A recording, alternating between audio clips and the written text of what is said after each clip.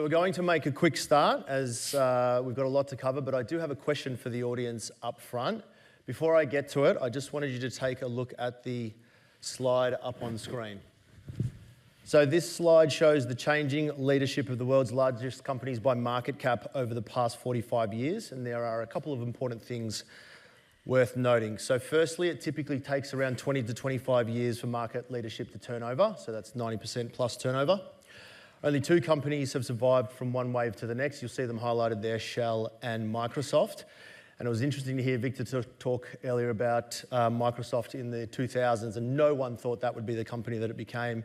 And Cisco, Nokia, and IBM, which he did mention, that everyone was talking about, are up on that screen, you will see as well. So whilst it's hard to fathom, history shows that the likes of Nvidia, Apple, Google, Amazon probably won't be the largest cap companies in 20 years' time, perhaps even less. And again, if we follow what Victor said, it might be within 12 to 18 months that some of those magnificent seven won't be so magnificent, I think were his words. And please just make a mental note of Intel and Nokia. They'll be relevant a little bit later on. So now that you've seen that, I'll get you to answer, please, the following question. If we get the poll question up on the screen, please. Whilst you are voting on the poll question, I'll just remind you that the title of today's session is 10 years from now, these are the companies that you'll wish you've owned. And whilst we were just looking at the largest cap stocks throughout history as a bit of a thought experiment, really the question that we want to answer today is what will separate the winners from the losers, who will the leaders be, and more importantly, how can we identify them? So joining me on the hunt, Josh, Dave, and Qiao. We're going to get straight into it, and I want to take you inside the war rooms of my respective guests. I want to get some insight as to what they're wrestling with right now. So Qiao, ladies first, what is dominating the conversation at Munro? Well, first of all, thank you for having me here. So great to be here with all of you.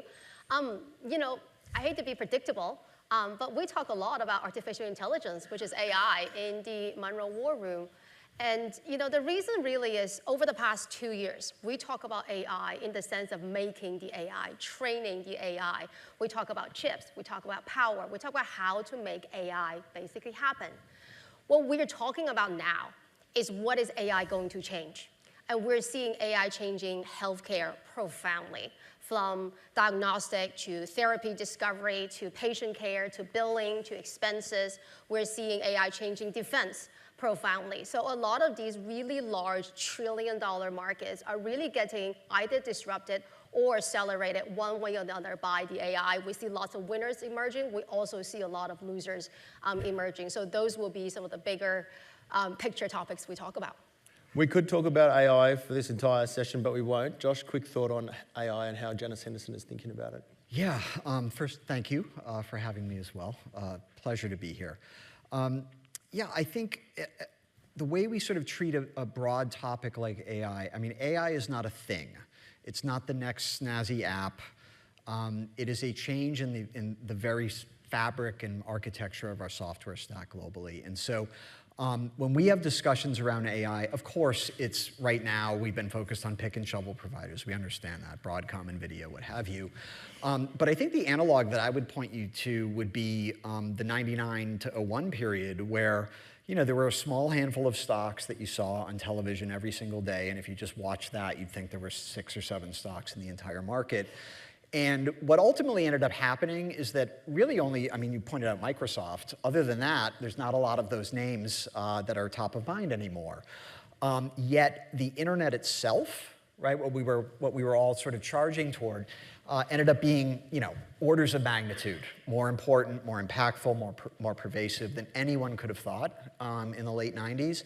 And so I think that that's the right mental model, at least at this point, for AI. And so when we talk about AI, it's not just, is it Nvidia versus AMD? It's who can win in the insurance business? How's it going to change restaurants? How's it going to change content creation and so forth? So it's a very broad, pervasive discussion because I think that AI will prove to be that important. Yeah. Dave, I'll come to you now. What's the big theme that you're focusing on at Plato at the moment? Sure. Like when I saw thank you very much for having Plato on the panel. When I saw the subject for this theme, I thought it's a stitch up. 10 years, it's tricky, and so I started to think about things, and it reminded me of an old Jeff Bezos talk that I'd heard, where he says, if you want to predict what the world's going to look like in 10 years, the natural choice is always think, oh, what's changing? What are the big dynamics? But he actually turned everything on its head. He said, okay, actually, predicting, technological advances, pharmaceutical advances is so challenging by definition. It's blue sky. Instead, what are the things that aren't going to change? And for him, in the case of Amazon, it's obviously, in 10 years' time, it's impossible to imagine a world where people won't want cheap goods, quick delivery, and massive range. Okay? So from our perspective, what's not going to change in 10 years' time, and who will that favour?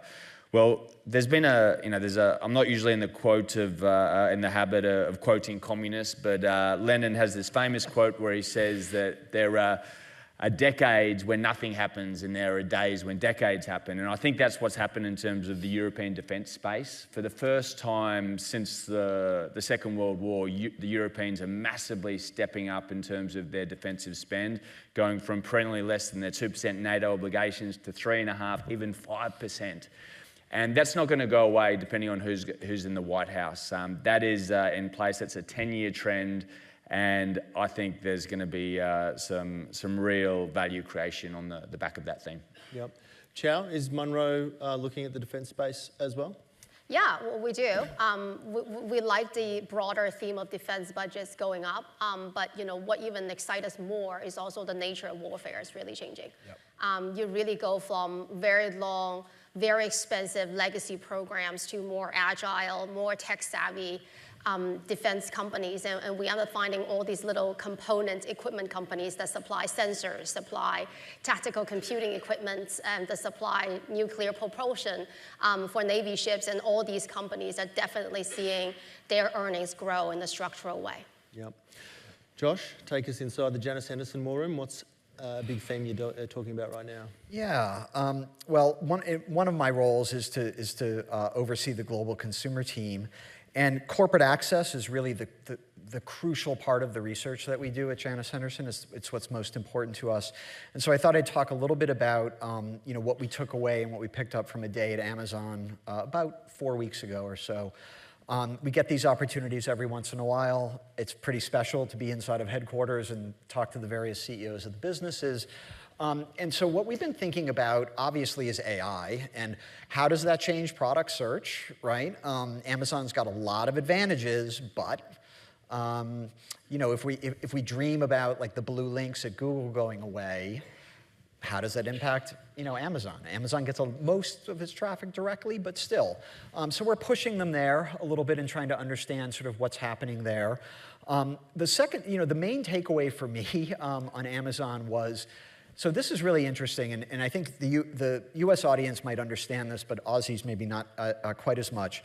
So Amazon has really become dominated by the cloud story, right? AWS. It's a global oligopoly. It's a wonderful business. It's high margin, all good. What that has left, though, is a stock that almost doesn't care about the core retail business, which is really weird. So, and I get it from an investment standpoint, but I sit here as a consumer analyst and I say, well, wait a minute. I've got a $580 billion top line in just the consumer business, right, the retail business. The most dominant disruptive retailer in my lifetime, for sure. And it almost doesn't matter to the stock market like what happens in a given quarter in that business. Now, I look at that and I say, whoa, that is really scary if you're Kroger or Safeway or Target or anyone else, right?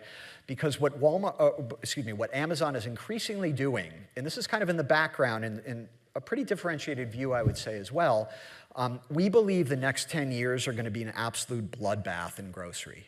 And we think Amazon's going to create it. And the simple logic here is, in the US, Amazon already has every household with any meaningful discretionary spending power as Prime members. They've already got you, okay? So the imperative for them, and the growth imperative, is they've got to get each household to comp, so to speak, spend more, right? What better way to drive spending in a household than to get you to start interacting with the thing you buy most frequently, which is food, right? a lot of folks and casual observers, they see Amazon, they bought Whole Foods in 2017. We don't see a lot of new Whole Foods, so what the heck are they doing? They're not doing anything with grocery. That's wrong. The capacity is being built in places where consumers don't see. It's off a highway, right? Amazon added roughly the equivalent of Walmart's domestic supply chain in a period of less than 2 years during the pandemic, okay? So we think we are on the cusp of Amazon kind of hitting that button and starting to drive frequency in grocery. We think that's super, super important over time, and we think it's going to, increase the duration of the ecosystem and sort of provide that next leg of growth for Amazon. So we've been spending a lot of time on a very boring industry, grocery, but very important. Josh, I'll move it along. We want to focus in a little bit more on the key traits, the key characteristics of companies that will be leaders over the next decade. So again, if we're sitting here in 10 years' time, what will that look like? Qiao, I might come to you first. You look in the small and mid-cap space. So with that lens, what are you looking for? What traits are you looking for that scream future mega cap? Yeah, it's absolutely our bread and butter. So we're looking for 4 things for a company that's small today, but that could potentially be a mega cap tomorrow. The first thing we look for is a really large market where something is changing. You have to be at a large market. The future mega caps cannot grow up in the small pond. So it has to be a huge market. And something needs to be changing because most of the large markets, you already have the incumbents get the market in the landlocked, and size tend to be an advantage. But when things are changing, when Nvidia is making chips bigger, not smaller, when nuclear, wind, solar come back to the energy mix, when we're doing something a bit different, then the entire industrial logic of that big market get turned on its head, and that is really the way for a small, innovative company to come in, grow up, disrupt, become a large cap tomorrow. And there's 3 other things we look for. One is the absolute fervent, loyal customer base. We call this customer perception. And in so many cases, we see huge changes in the world come from a small group of people's passion and love. Just go talk to the early users of Google, the early users of Facebook. Remember the first feeling when you touch your first iPhone. That love from the consumer, you really have to have that killer product, that loyal consumers for a future large cap to develop. And then there are 2 more things. We love a visionary, committed, aligned founder. So one of the telltale signs of a future mega cap is the talent density. Is how intensely can you recruit the best talent in the industry to come work at you. And you know who attracts that talent? A founder that knows the product inside and out, that's fully committed to the mission, that runs the company for a long time, that's fully aligned. So we really love passionate, aligned founders. And finally, we love company that's profitable. We see the funding cycle come in and out. A small cap today, in order to grow up, you sort of need the free cash flow. You need the profit to come in so you can self-fund your growth, so you're not subject to the whims of the market, the whims of the debt market or the capital market. So that's the 4 things we look for. Large market that's structurally growing, passionate founder, consumers that love you, and then finally a profitable business model. Dave, you're long-short. You run a long-short strategy. What are some of the red flags that suggest the company won't make it to these leadership statuses? Yeah, sure, great question. So we have at Plato 150 red flags that are fully systematized, so we can look at any company in the world and instantly see what potential risk factors, red flags they have on the horizon. And just a few spring to mind here. Firstly, like Qiao mentioned, alignment, absolutely critical. We want to see alignment in terms of, very significant ownership, very significant incentives. We want to see clawback provisions. We don't want to see golden parachutes. That's absolutely all key to attract that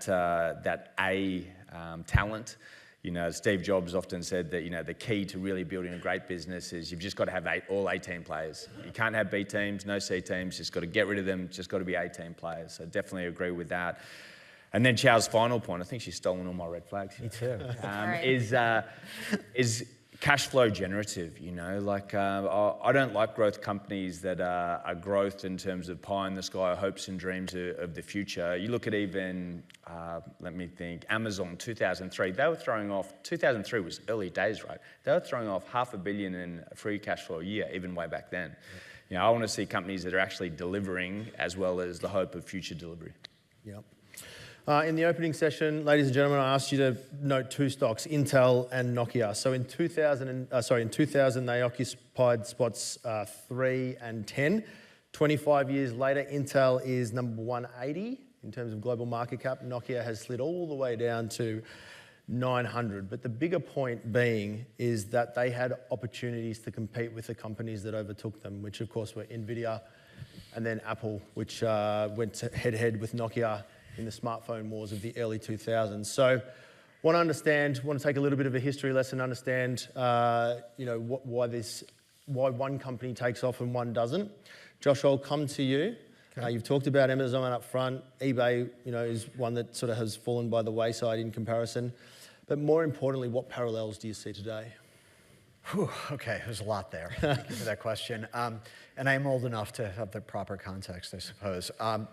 So, the first thing I would say is, and this partly gets to your prior question, it's this myopic, relentless focus on the customer, okay, which is sort of unusual, actually, was unusual, really before Costco came along, frankly. Costco is the blueprint for Amazon, by the way. If you want to know what Amazon's doing, study Costco. And I think it's this relentless focus on providing your customers actual value, right? Instead of trying to make a spread off of your customers, right? Try to deliver them value, make less per unit transaction, and get big that way, right?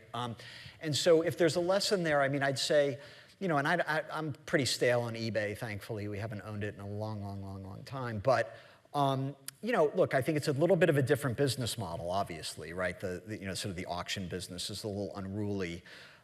Whereas Amazon, was very, very focused from day one. It's about selection, price, speed, right? Those are the three things that people care about. And it's funny, I think what's happening now in grocery, I'll turn it back to grocery very quickly, but it's all about knocking down the pillars of traditional retail, right? So a brick and mortar retailer, used to win on selection, right? A Walmart Supercenter has 130,000 SKUs. That's a lot of stuff in one place. They would generally win on price. You couldn't really compare price necessarily, right? And they would absolutely win on proximity and convenience. Well, I think e-commerce is taking care of the first two, selection and price, right? There's an endless aisle. Transparency is everywhere now, right, about price. But I think the final stage, the next stage of e-commerce is going to be attacking that proximity stool by getting closer to customers. And that's exactly what's happening, both in general merchandise e-commerce, right, and in grocery. And so, look, I think it all begins and ends with a focus on the consumer. And so many business models I see just weren't built that way. Look at a department store. That's not built for customers. It's built to make a spread off of customers to pay for the escalators and the people behind the counter and so forth, right? So I think the future is very much aligned toward that. Yeah. Qiao, another pair worth looking at, Nvidia versus Intel. It's a great case study. One's become a $4 trillion company. The other is stagnated and is worth half what it used to be worth. What's the biggest single lesson? Well, if you just remember the 4 things I talk about, let's just run them through really quickly, run the pair through. I think the one thing that probably is in common is they're all in the structurally growing market. The market opportunity was growing. The need for faster, more compute was there. So I think that was probably addressable by both. But then everything broke down. So let's look at profit. Nvidia is wildly profitable. Not only Nvidia is profitable, Nvidia's customers are profitable, which is something Cisco's of the world never had. Intel has become very unprofitable very quickly, especially with the attachment of the foundry business. Let's think about customer perception. We have spoken to, of course, now the hyperscalers, the cloud operators all love NVIDIA chips, but the true love for the NVIDIA chips actually coming from the gamers. If you speak to some of the hardcore computer gamers, and when they first put in the NVIDIA chips in the computer and finally play the games of their dreams, that love is palpable. I don't think I've ever spoken to someone that loved the Intel chip in my computer that much. But the biggest difference is 2 words, Jensen Huang. NVIDIA is led by its visionary founder, Jensen, who's had the same mission from 30 years ago, which is to make compute faster, cheaper, more energy efficient. Intel's mission has gone all over the place, gone through different gyrations and combinations of management teams, and having that visionary founder means NVIDIA for 30 years has did a systematic brain drain of the entire semiconductor and graphic design industry. The best designer on hardware, software, where do they want to go work for? They want to go work for Jensen Huang at NVIDIA. And that's why NVIDIA is iterating product after product and just win the hearts and minds of its consumers. So I would say only one thing in common, every 3 other aspects NVIDIA clearly won. Thank you. We'll move through this next session relatively quickly, but we do have to touch on valuation. And Dave, I want to come to you because it's one thing to identify these companies, but then you've got to make sure you're paying the right price for them. So where do investors most often destroy value in that process? I think it's focusing on narratives and enticing narratives rather than the hard numbers.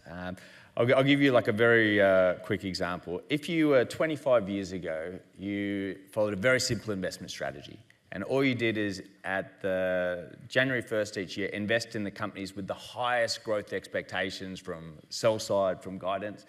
25 years later, you've got virtually no money left, right?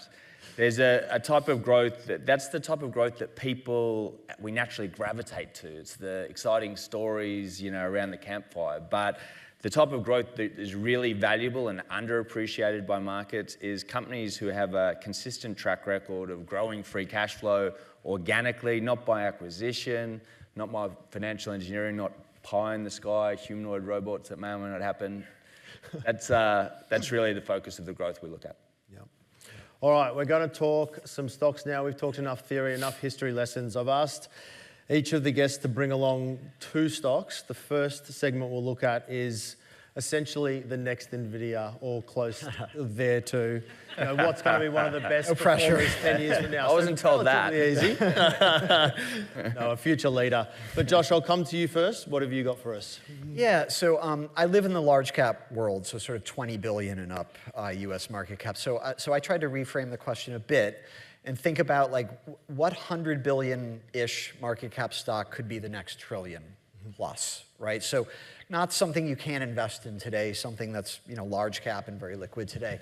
And so I chose Spotify, pretty popular stock, pretty popular company, I get it. But Spotify to us is now fully and completely demonstrating signals and signs of like a long-term winning aggregator in much the same way that Amazon did for us many years ago.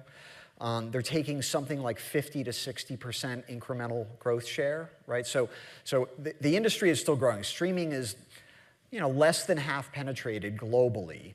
In developed markets, it's about half penetrated. Some Scandinavian countries are a little bit above 50%, and many developing countries are well behind that. But you have a business here that is wildly profitable, very free cash flow profitable, is now down that backside that we talked about where they're just self-funding all kinds of growth.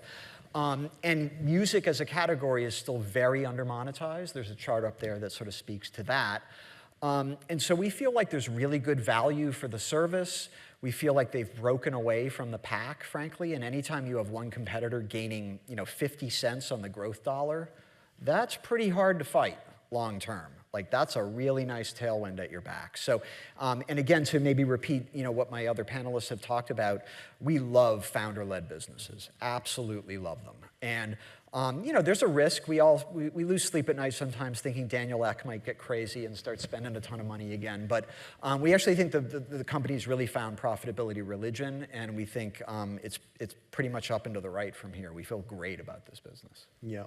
In terms of competition, YouTube, Apple, even TikTok now, not that I get on it, but YouTube, yeah, how do they stay out in front?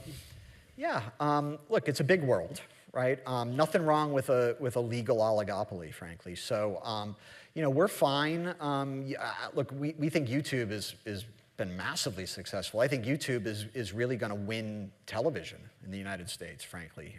It already sort of is from a streaming perspective. So, nothing bad to say there necessarily, but we like focus, right? And there really isn't anything else that Spotify does except audio. Mm-hmm. right? And podcasts, yes, podcasts aren't music, but it's still kind of the same thing, digitally received audio. So as long as they keep that focus and keep driving forward, I think we're fine. Yeah, and we own Google too, or Alphabet. Qiao, what's the Nvidia of the next decade? I'm being totally cheeky. The Nvidia of the next decade is still Nvidia.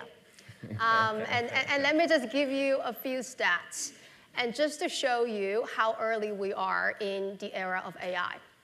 And I'm being tongue-in-cheek because I genuinely believe that 10 years from now, in 2035, a lot of the companies we're sitting here talking about, they have not been born yet. So this is year 3 of AI, guys. Let me just remind you, in year 3 of the internet era, at that point, 1993, Google was not born. Facebook was 10 years away from being born. When we're thinking about mobile, when we're doing year 3 of the iPhone, Uber was not born. Spotify was not born. So I'm a genuine belief that 10 years from now, there was all these slew of companies dominating the top 10 charts that have not been born today.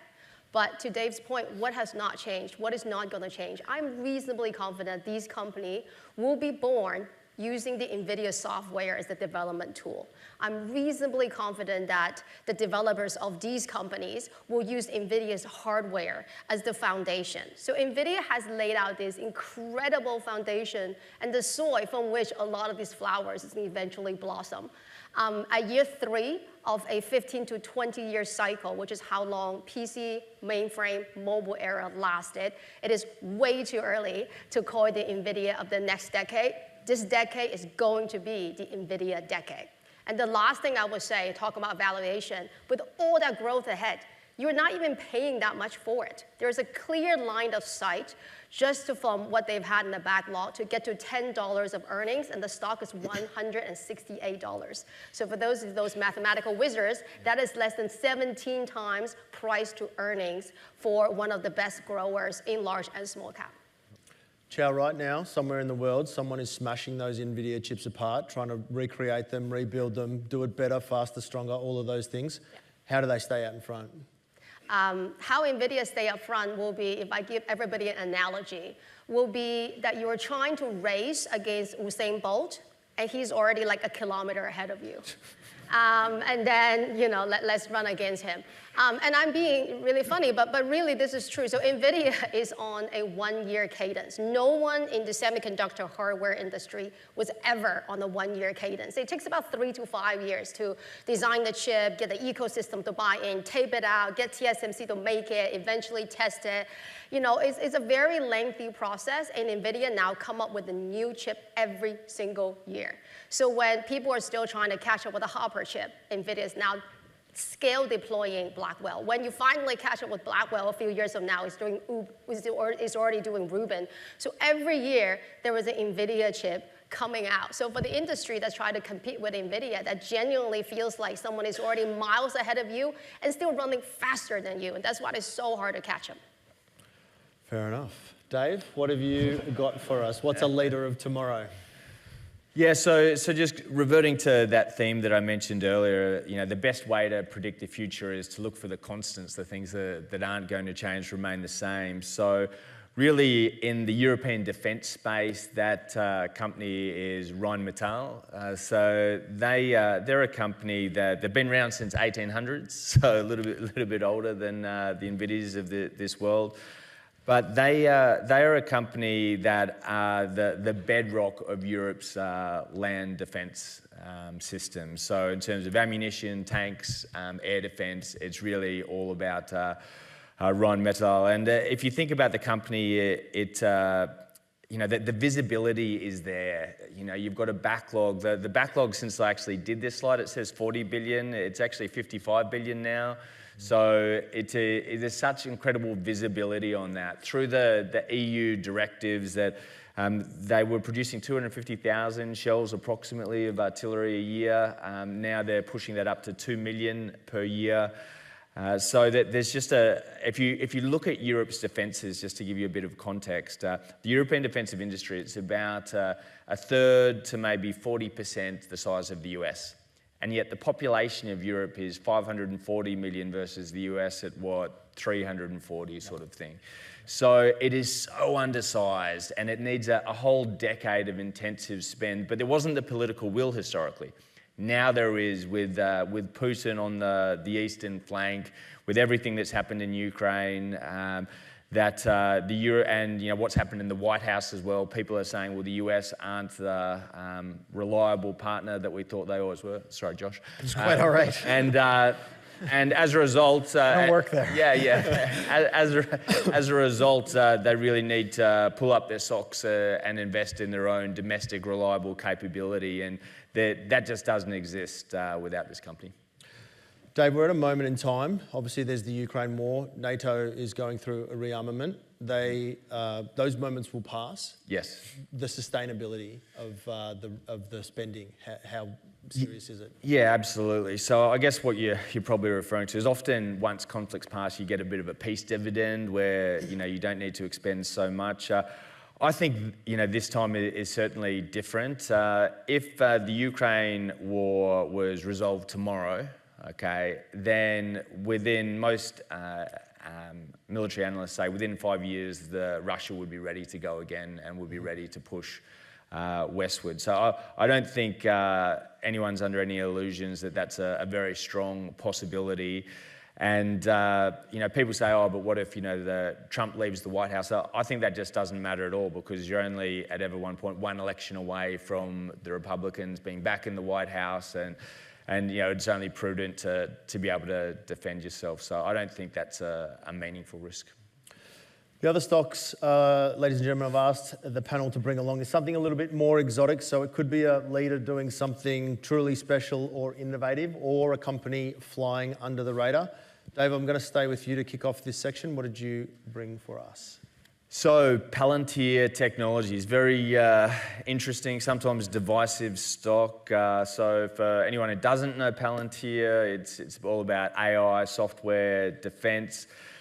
This is a company that I think is incredibly exciting because it exists at the intersection of three megatrends, and they're essentially defense, datafication, which is essentially all industries now running off data to make decisions intelligently, and of course AI.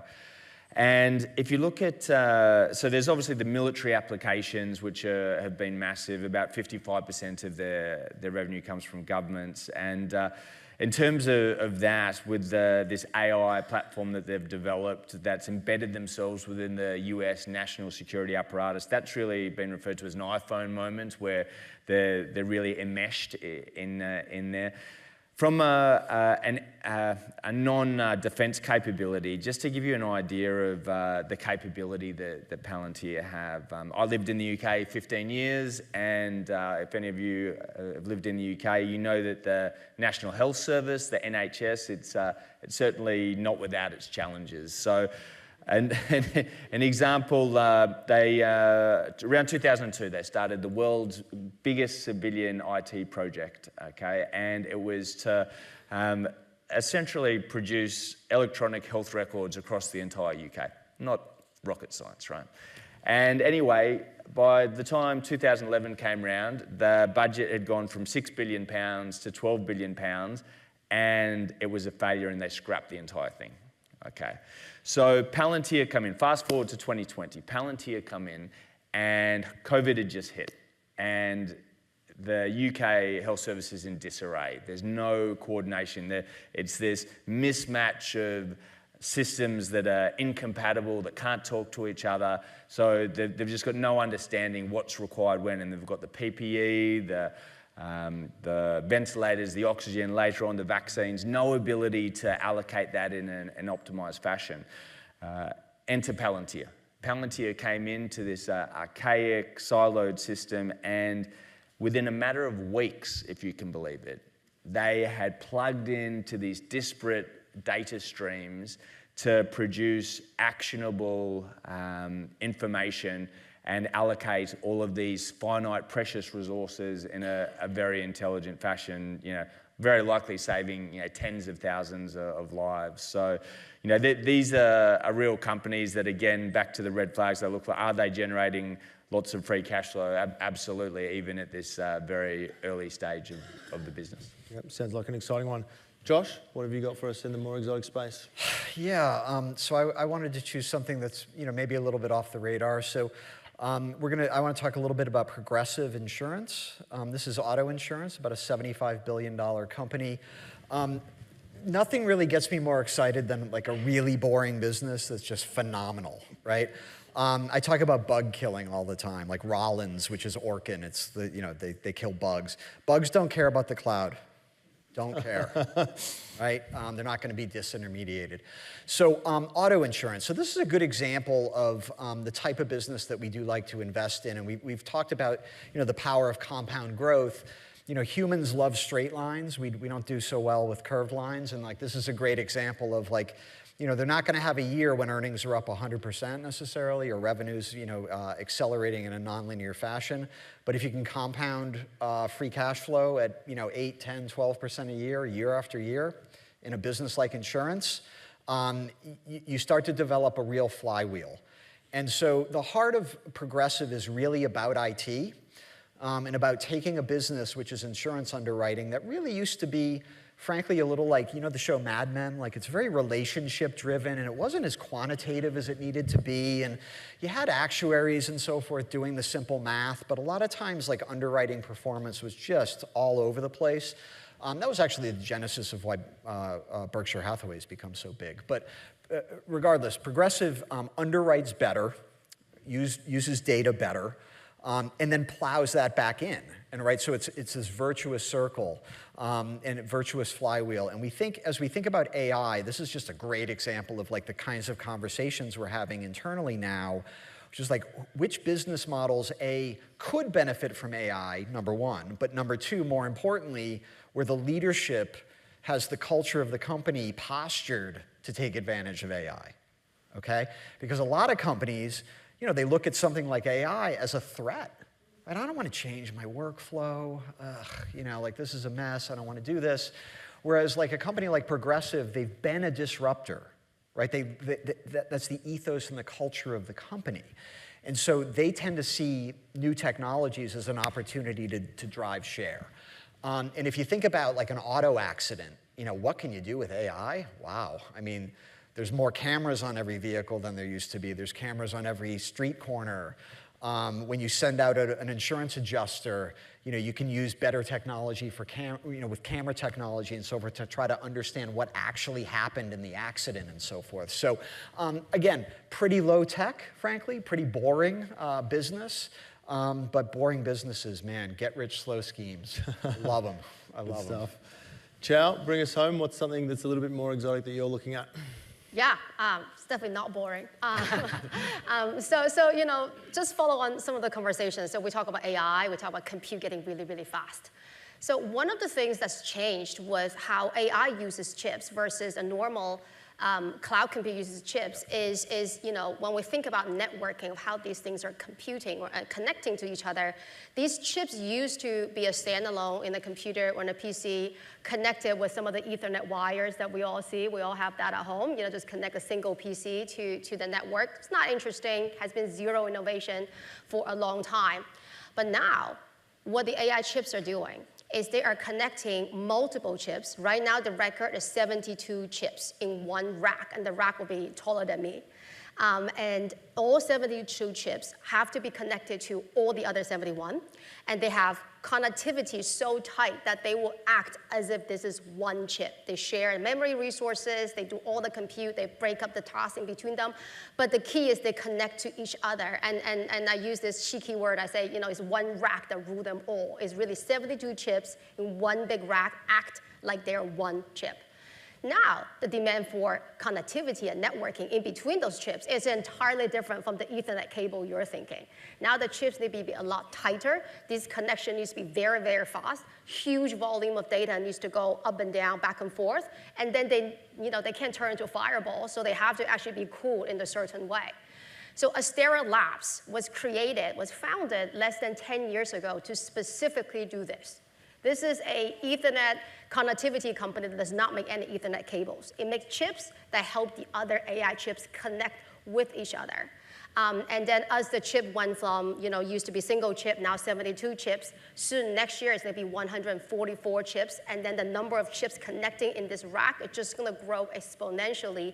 You could see the market opportunity for Astera Lab sort of grow exponentially as well. Sure. Mathematically, this company... Sorry, there's 2 minutes to go, and I don't want to rob the audience of the opportunity to ask some questions. I'm so sorry, but we better get to it. So if we get the Slido up on screen, please ask Qiao for the rest of that pitch. I'm so sorry to cut her off, but as I said, I wanted to give everyone the opportunity to ask some questions. So audience questions, that's the poll from earlier. Looks like everyone thinks that things are going to happen a lot faster, but were there any questions from the audience? Here we go. Can fund managers really position for these big long-term shifts when they're judged on a month-to-month or annual basis by the market? Anyone want to dive into that? Good start. I can jump on that perhaps. Our approach is a little bit different than most. Like the traditional fund manager approach is quite concentrated portfolios, and in that case, it can be pretty challenging, right, to take long-term views, especially in technology space that's not the sort of picks and shovels side. We are really diversified. Okay, so we have hundreds of thematics, hundreds of positions in our portfolio. So if one doesn't pan out, it really isn't a big deal for us. There's a great Roger Federer video on at the moment saying he only got 54% of his stock picks right over his of his tennis shots. Right. Won over his, probably better than me. And anyway, the stock picking is a bit the same. If you get 55% right, you're actually doing quite well. But if you're very diversified, that's the way to do it. Yep. Qiao, I'll finish with you because I rudely cut you off. What's the risk of an Nvidia market correction given that its biggest customers are companies building data centers, a business model with debatable ROI? I think that debate is over. So if you actually speak to the cloud computing company, if you speak to the hyperscalers, if you speak to the neo clouds, like the CoreWeaves or Nebius of the world that do nothing but building these massive AI data centers, they would actually prove it to you mathematically. The return on capital is north of 30%. So yes, you get cut off a really awesome opportunity to hear about Astera Labs, but it's really things like this that really prove the incremental spend on AI, especially on networking, is really high. Yeah. Ladies and gentlemen, please join me in thanking Josh, Dave, and Qiao.